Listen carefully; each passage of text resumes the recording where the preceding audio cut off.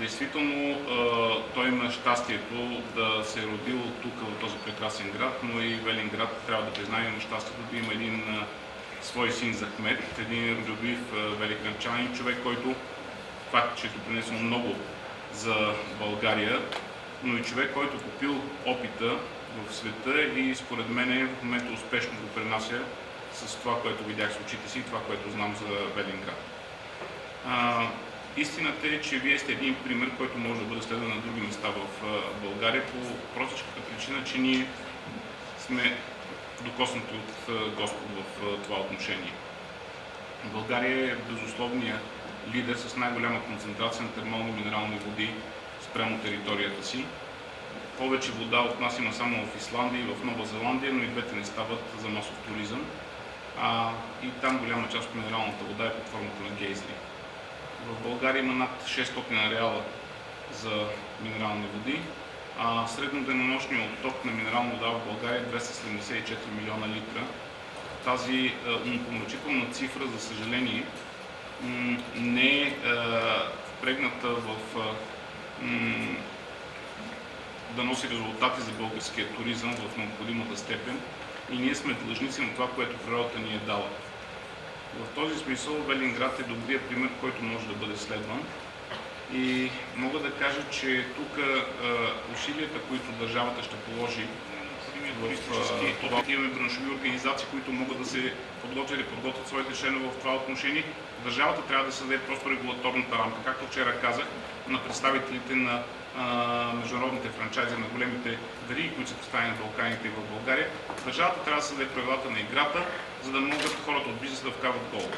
И вкарването на голове е тяхна работа, не е работа на държавата. Държавата просто не трябва да излиза на терена. Държавата трябва да бъде невидима, като добър арбитър. И от тази гледна точка, нещата, които в това отношение ще се опитам да направя, тук пред вас, как се казва, личен ангажимент, едно време така беше в Консумбола.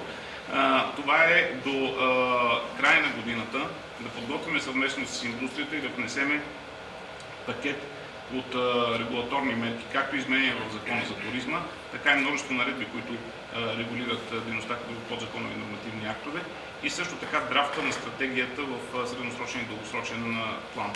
А що се отнася до Велинград, още утре ще имаме разговор с депутати, които ще присъстват при вас, във връзка с пътната инфраструктура, която би могла да се подобри.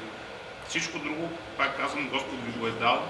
Имате късмета да сте го съхранили, имате късмета да имате уникален кмет като господин Лебанов. От тук насетне ние трябва само да помагаме. Благодаря ви.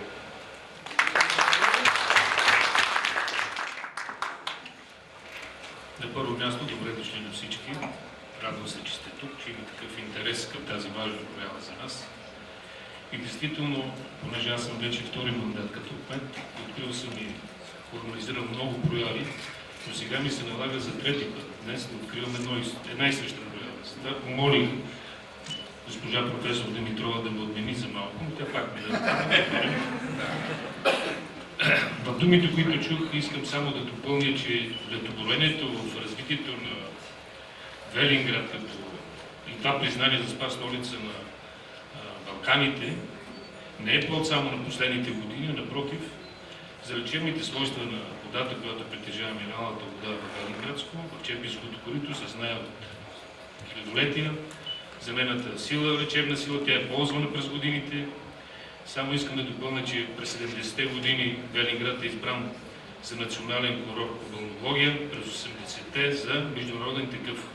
И накрая вече с така най-големото признание, което ние мисля, че носим и така с достоинство и чест, това е спа столица на Балканите.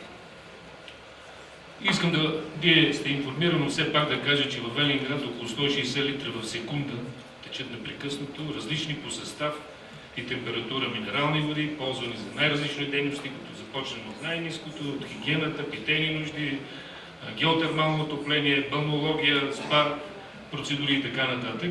И мислиме, ние като ръководство, да продължаваме в същия дух и който сме направили в последните години. Това е действително, ние подкрепяме много мощно като ръководство работата на техникум по туризъм, защото за нас и вие като специалисти ви е ясно, че трябва да има много подготвени кадри, професионални кадри, с езици и така нататък. Даже стигнахме по-далеч, открихме и колеж, за да може след като завърши средното си образование да продължат 2 години още, да повишават своята квалификация и професионализъм. И въпреки всичко знам, че тук сме по друг повод, но да използвам случая, че тук е господин Ботев, замминистъра, и началника, така да се каже, на туризма в България вече. Да използвам случая, че ние в Велинград се готвим като ръководство да рестартираме един много важен проект, а това е проекта Сютка, за да може да развиваме и зимния туризъм, за който имаме прекрасни условия. Проектът Сютка, това е връх Сютка, който е втория по големина връх в Родопите след Перилик, с северно изложение и проектът, който е около 28 км ски писти, след практикуването на ски спорта, на туризма, хората да идват в хотелите в Велинград, да ползват спа услугите. Това ще бъде един уникален вече